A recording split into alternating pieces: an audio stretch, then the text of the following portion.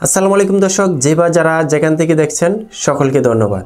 সাবেক প্রধানমন্ত্রী শেখ হাসিনা ভারতে আত্মগোপনে রয়েছেন কিংবা দিল্লিতে রয়েছেন এরকম খবর প্রায়ই শোনা যাচ্ছে। কিন্তু সাধারণ মানুষের মনে একটাই প্রশ্ন, শেখ হাসিনা কি ভারতে আজীবনেই থেকে যাবেন বা কদিন থাকতে পারবেন, কতদিন পরে ভারতে আর থাকতে পারবেন না? দর্শক, আমরা অনেকেই হয়তো জানি, আবার অনেকেই জানি না যে বড় বড় রাজনৈতিক ব্যক্তিদের কিংবা প্রধানমন্ত্রীদের একটা কূটনীতিক পাসপোর্ট থাকে, যেই পাসপোর্ট আপনার হাতে থাকলে বিনা স্বার্থে যে কোনো দেশে আপনি ৪৫ দিন থাকতে পারবেন, ১ মাস ১৫ দিন। তবে দর্শক, শেখ হাসিনা ভারতে তিনি অবস্থান করেছেন প্রায় ৩ সপ্তাহ যাবৎ ধরে।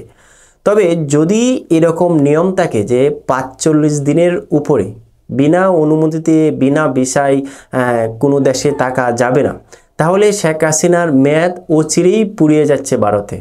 তবে গণমাধ্যম কর্মীরা বলছেন শেখ হাসিনা আর ভারতে ২০ দিন অবস্থান করতে পারবেন।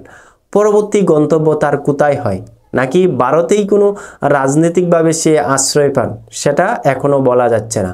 তবে শেখ হাসিনা ভারতের কোন জায়গাতে আছে, কোথায় আছে, সেটাও কিন্তু কেউ শিওরলি বলতে পারছে না। তবে গণমাধ্যমে যেটা শোনা গিয়েছিল, সে দিল্লির একটা সেফ হাউসে আছে। দর্শক, প্রধানমন্ত্রী শেখ হাসিনা কখন কি হয় অচিরেই আপনাদেরকে লাইভ জানিয়ে দেওয়ার চেষ্টা করব। ধন্যবাদ।